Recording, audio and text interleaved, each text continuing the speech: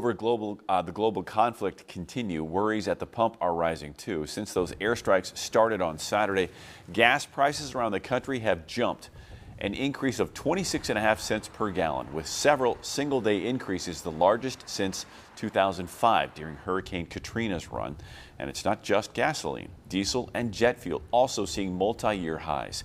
Illinois is above the national price hike, averaging 31 cents higher per gallon, with another 10 to 15 cents possible in the next few weeks. While the conflict with Iran gains headlines, seasonal factors play a role as well, including refinery repairs.